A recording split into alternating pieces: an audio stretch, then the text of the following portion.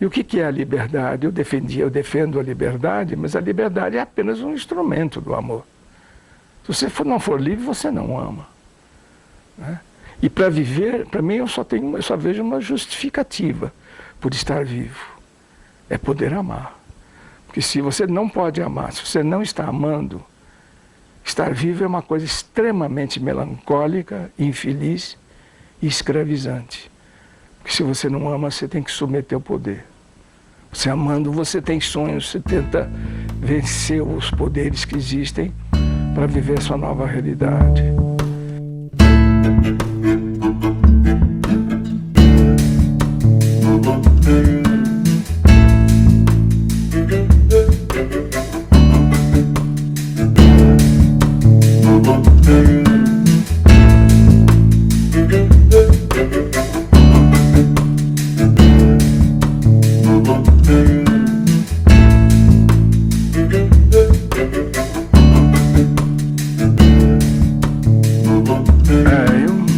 Eu não nasci para ser médico, eu nasci para fazer qualquer outra coisa, mas a medicina não tinha nada a ver comigo. Minha família me encaminhou para este lado e toda a minha formação infantil, juvenil, foi em cima das artes, da cultura.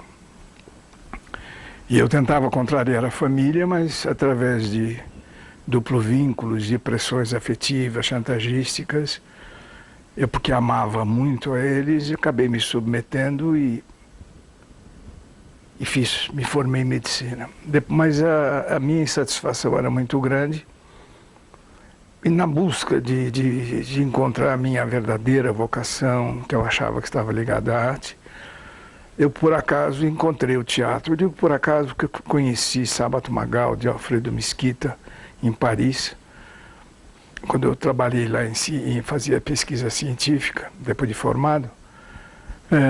Eles me levaram ao teatro, me mostraram que o teatro era um campo aberto para mim, para tentar me encaminhar pela arte. Voltando ao Brasil, eu acabei sendo professor da Escola de Arte Dramática de São Paulo. Primeiro médico, né, a convite do Alfredo Mesquita. Mas depois eu estava estudando muito psicologia do ator, psicologia da arte dramática. Eu resolvi dar umas aulas, o Alfredo me pediu, eu comecei a dar umas aulas. E a coisa ia indo muito bem, e as pessoas, meus alunos gostavam muito das minhas aulas, e um dia me pediram para escrever uma peça para duas alunas que iam fazer a prova delas de fim de ano. E me perguntaram se eu não tinha um tema, se eu não queria desenvolver. E eu levei um susto com o convite, porque me tocava no meu ponto, que seria como abrir em minha vida um espaço para a arte. Por que não começar com o teatro, né? E eu já conhecia bem teatro, já tinha frequentado muito na Europa, depois aqui no Brasil. Naquela época havia uma efervescência muito grande do teatro, especialmente o Teatro de Arena, que acabava de ser aberto, né? Inaugurado com a peça Eles Não Usam Black Tie, de Gianfrancesco Guarnieri. Eu estava envolvido com esse nascimento do Teatro de Arena e era professor da Escola de Arte Dramática.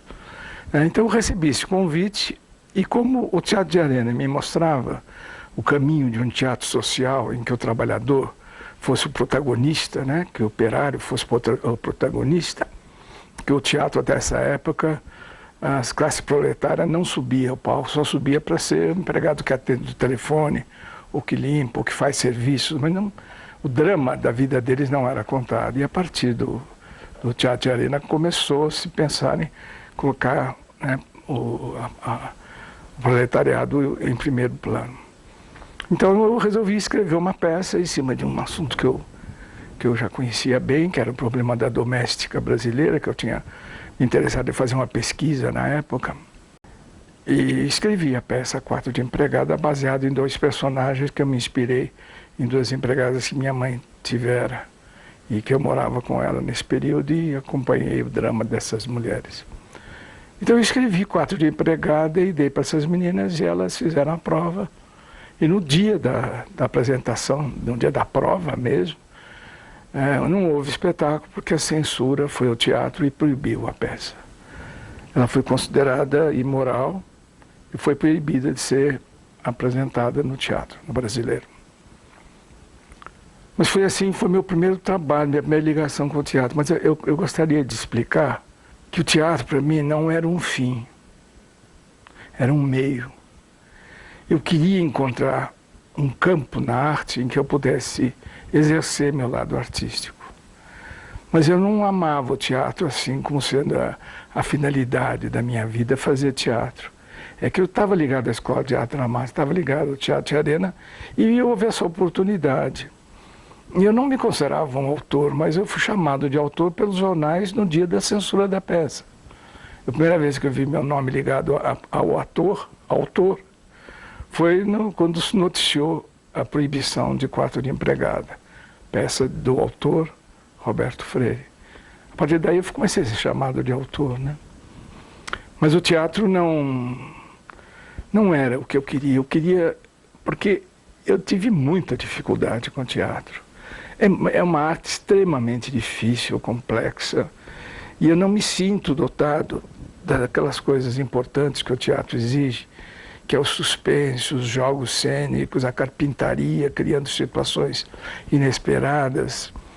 Isso tudo é um jogo para mim, o teatro é um jogo, e eu não sei jogar, eu não gosto do jogo. Então eu nunca consegui fazer uma peça que fosse correta, que fosse bem feita. Fiz muitas, né? Quase todas elas foram representadas por companhias profissionais, com direção dos melhores diretores do Brasil, como Augusto Boal, como Antunes Filho, né? E não dava muito certo. Eu sentia que havia alguma coisa nos meus textos, na construção dramática, não nos assuntos, nos temas que eu aprofundava bem e fazia análises importantes, né? Da doméstica no Brasil, uma situação terrível. Depois eu fiz Sem Entrada, Sem Mais Nada, que foi foi Gente Como a Gente, a história da obsessão da proletária brasileira pelos ídolos do cinema, da televisão, da música popular, né? Então, quer dizer, foi um estudo sobre o fascínio, né, destrutivo, essa obsessão que as fãs têm dos ídolos. E também foi uma pesquisa profunda que eu fiz, inclusive, quem me ajudou muito foi o Roberto Carlos. Ele me doou um saco de estopa de 60 quilos, cheio de cartas das suas fãs. Ele recebia 2, 3 sacos de 60 quilos de carta por mês. Eu li aquelas cartas todas, eu li vários livros, fiz uma pesquisa bem ampla sobre o assunto da idolatria, né? E mostrei como a idolatria, ela dá um prazer muito grande, ao mesmo na superficialidade da personalidade, mas vai ao pouco corrói completamente a saúde mental, né? E a peça chamava-se Gente Como a Gente, quer dizer, uma pesquisa séria, um assunto importante. Depois eu fiz o Sem Entrada, Sem Mais Nada, que foi exatamente no momento em que o Brasil assumia o uso do crediário. O crediário nasceu nos Estados Unidos, chegou ao Brasil e foi avassalador, né? Todo mundo comprava tudo a crédito, comprometendo o futuro para ter um prazer no presente. Mas é horrível isso de você pagar o presente através do futuro. E as pessoas acabam doentes, acabam fracassando, percebem o erro que cometeram por essa facilidade da aquisição de bens materiais, e fazendo a sua saúde ser abalada pela ansiedade do pagamento no futuro. E ela também não fez muito sucesso de público nem de crítica. Do ponto de vista temático, eu acho que ela não fez sucesso porque das plateias que iam assistir o espetáculo, pelo menos cada pessoa que ia lá no teatro tinha comprado um liquidificador que seja a crédito. Outros tinham comprado carro, casa e se indignavam de ser denunciados, né? E denunciar seus riscos no futuro. Quer dizer, eu fiz teatro, fiz muito teatro com atores, com diretores de qualidade, mas nenhuma dessas peças me satisfez. Porque meu negócio não era bem o teatro, era a arte em si, que eu precisava ter uma porta de entrada, e o teatro me parecia. Mas eu só tive uma grande alegria no teatro, foi porque me satisfez plenamente meu sonho artístico foi quando eu produzia e co-dirigi para uma peça que não era minha, era do João Cabral de Melo Neto, o Morte e Vida Severina, para o Teatro Tuca, né? Teatro da Universidade Católica de São Paulo. A direção foi de Silnei Siqueira, cenografia de José Armando Ferrara e músicas de Chico Buarque, de Holanda, que era um estudante naquela época, a quem eu pedi por conhecer algumas poucas músicas dele, mas eu confiei, convidei e foi um tremendo sucesso, né? Não só o espetáculo, mas a música do Chico também. Ali surgiu o grande compositor brasileiro, né? Que mais tarde se revelou. Ali a sensação era plena porque eu trabalhava com várias pessoas. Eu tinha poder de liderança, de organizar todos os setores e produzir uma obra de arte que não dependia só de mim, no teatro, né? Tivemos um sucesso no Brasil fantástico, os maiores sucessos que eu me lembro de uma companhia teatral, em coisa séria, em coisa, né? Existem sucessos de comédia, de coisas assim, sem importância, mas um sucesso dentro de um espetáculo de arte, acho que o Morte e Vida foi um dos mais completos havido no Brasil.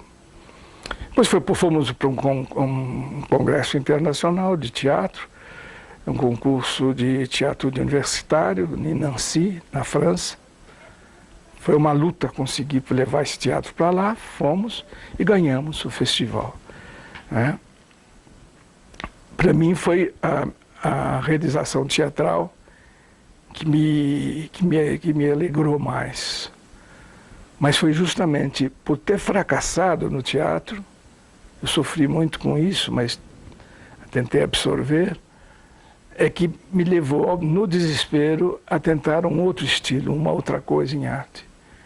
Que eu tentei fazer um romance sem nenhuma esperança, num momento terrível de crise, quando eu estava preso na minha primeira prisão, depois do golpe de 64, dos militares.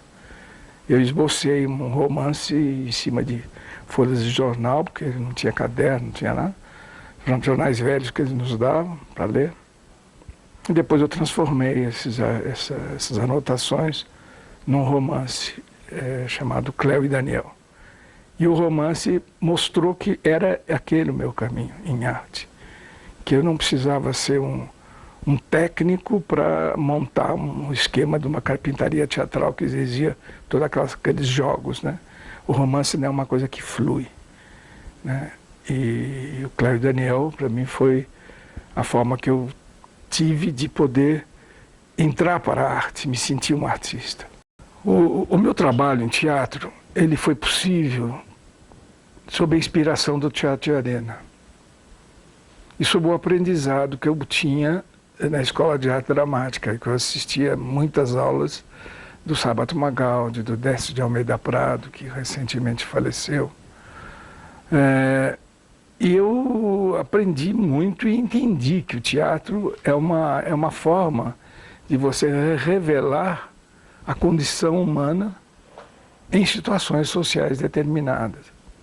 O Arena fez isso, ele mostrava a condição humana, mas dentro de uma visão política determinada que era o marxismo.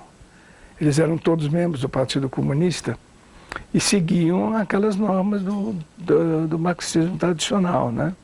Então era um teatro ideologicamente correto e propondo a luta de classes, aquele negócio todo. Então,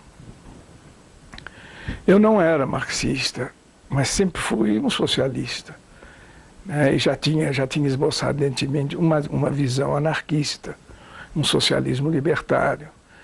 Então eu trabalhava com eles, nós tínhamos grandes discussões, mas eu introduzia um lado, uma análise psicológica dos personagens mais aprofundadas, tentando sair dos padrões, né, típicos dos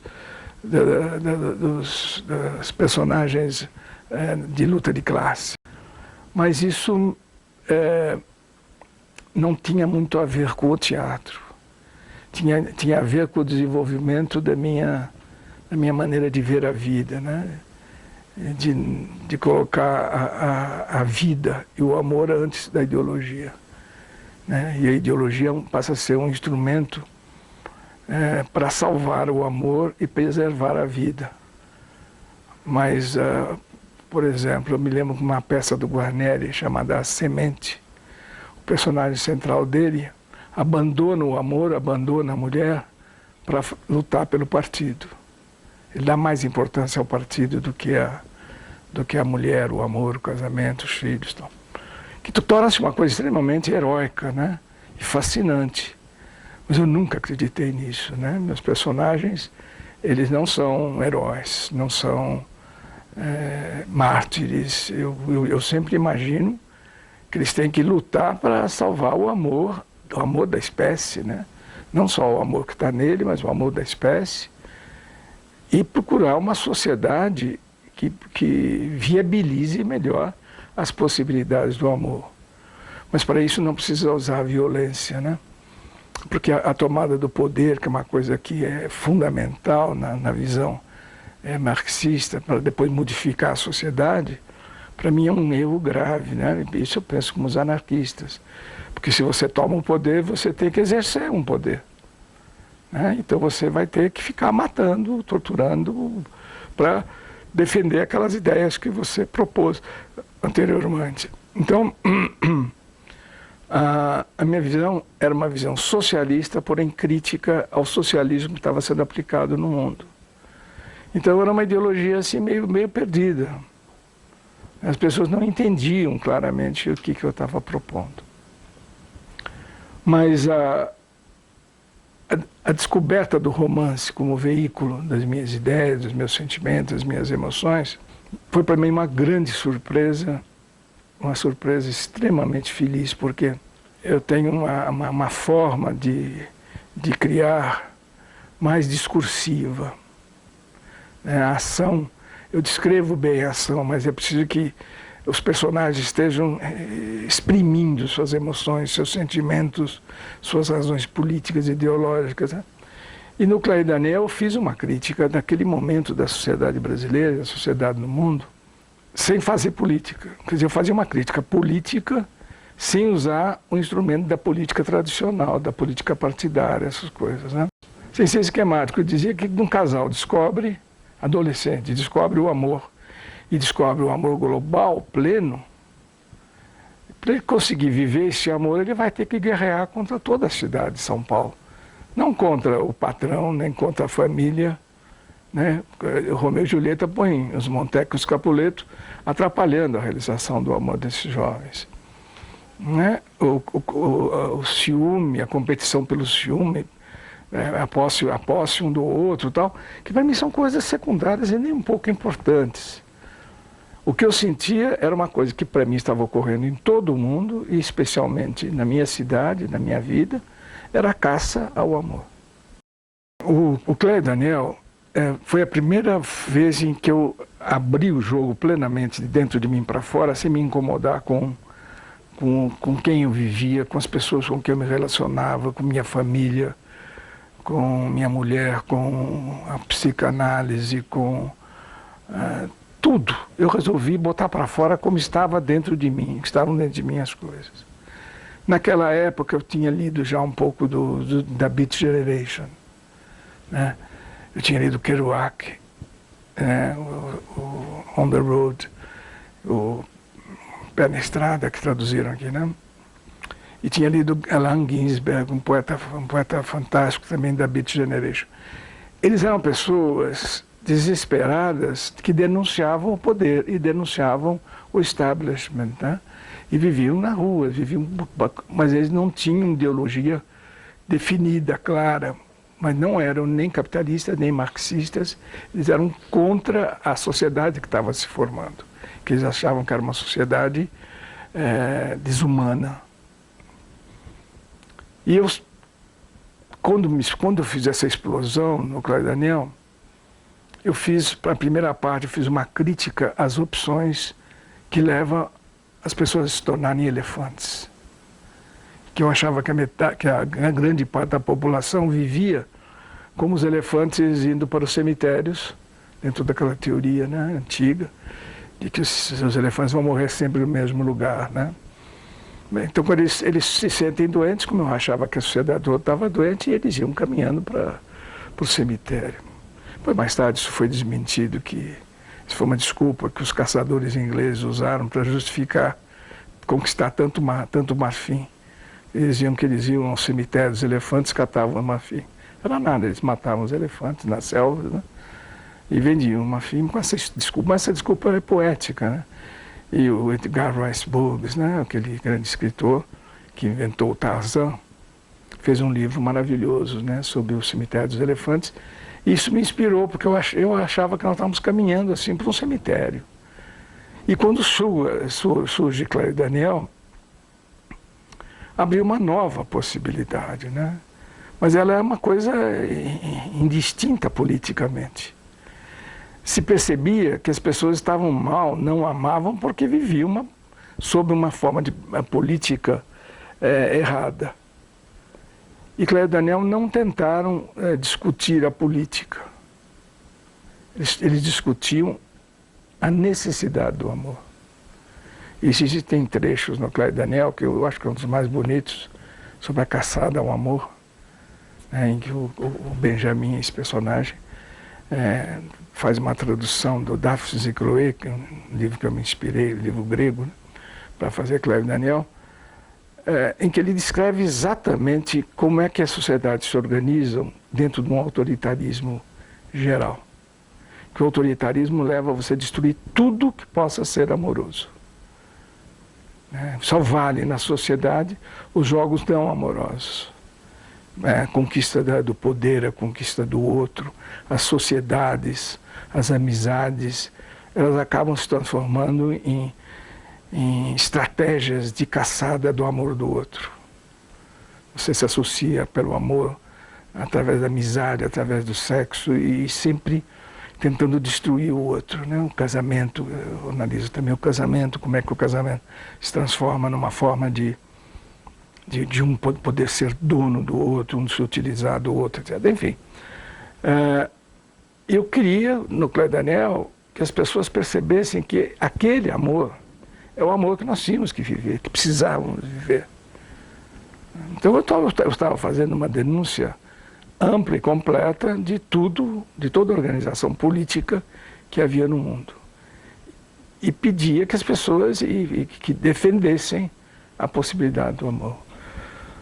Mas esse livro foi escrito sobre a sensação de que não era mais possível se amar. Porque o golpe militar, para mim, aqui no Brasil, demonstrava claramente que ele precisava destruir o amor nosso pela liberdade, pela democracia, pelos direitos civis, por um socialismo libertário. E eles estavam tentando matar nas pessoas esse sonho. Então, o livro, para mim, traduzia perfeitamente o que eu estava vivendo, preso, torturado, longe da minha família, dos meus amores, durante mais de 10 anos, quase 15 anos, né? Então foi um período que eu tentei transcrever meu ódio ao autoritarismo, né? E minha paixão exclusiva pelo amor. E o que é a liberdade? Eu defendo a liberdade, mas a liberdade é apenas um instrumento do amor. Se você não for livre, você não ama, né? E para viver, para mim, eu só vejo uma justificativa por estar vivo. É poder amar. Porque se você não pode amar, se você não está amando, estar vivo é uma coisa extremamente melancólica, infeliz e escravizante. Porque se você não ama, você tem que submeter ao poder. Você amando, você tem sonhos, você tenta vencer os poderes que existem para viver a sua nova realidade. Então, daí surgiu esse esboço da minha ideologia, que depois foi para a Soma, na criação da Soma, né? De todos os livros que eu escrevi. O que interessa é defender a possibilidade do amor.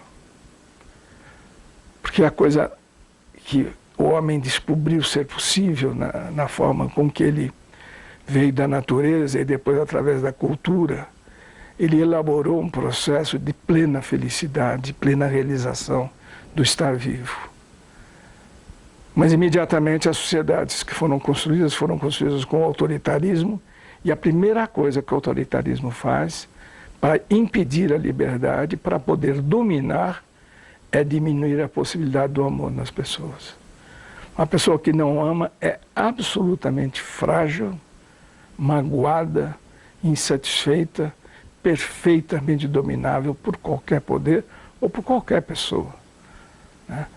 Então esse grito que foi o Clay Daniel possibilitou eu continuar a minha pesquisa e meus estudos e me desliguei daquela luta idiota, né, que eu vivi no tempo que eu fazia teatro com o pessoal do Arena, que era acreditar que o marxismo, que o socialismo, através das armas, através de tomada de poder, né, como foi a Revolução Cubana, tal, cheia de lances heróicos, bonitos, tivessem sentido. Não tem sentido mais para mim.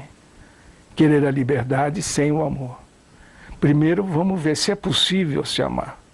Aí, amando, a gente consegue a liberdade para manter o amor.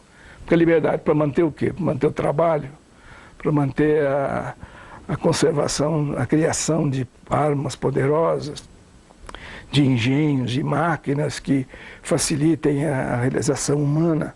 Mas o que adianta a realização humana se o ser humano não está podendo amar plenamente? É tentar manter uma sociedade de elefantes, né? Segundo aquela teoria de pessoas que estão vivas.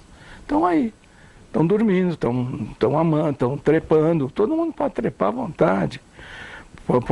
Comem, cagam, mijam, constroem coisas, descobrem coisas, são criativos, geniais, produzem máquinas, vai aos outros planetas, cria armas e viagens e aparelhos de viagens espaciais, mas ele não consegue dar a possibilidade da plenitude do amor. Então, eu ouvi meus clientes sempre dizerem, né, que não entende, tem tudo, tem dinheiro, tem emprego, estão produzindo, tem uma ideologia correta e tal, mas é infeliz. Ele não sabe por quê, porque ele nem sequer conhece o amor. Ele confunde o amor com um sentimento banal de solidariedade, de amizade, de companheirismo, uma certa emoção que se esboça, mas que logo acaba. As pessoas amam, começam a sentir aquela coisa, mas começam a vir pressões de dentro dela e de fora, e aquilo apaga, e há separações, há os desenganos todos, né? Então, eu propus sempre uma luta radical pelo amor, pelo direito ao amor, porque o amor já era tudo. Então, eu precisava de um instrumento para isso, e o instrumento que eu encontrei foi dentro da psicologia, que seria não fazer uma revolução global, né, que mudasse de um dia para o outro a estrutura de uma sociedade, mas um processo revolucionário junto à juventude para que ele fosse percebendo as possibilidades de engajamento numa luta dessas.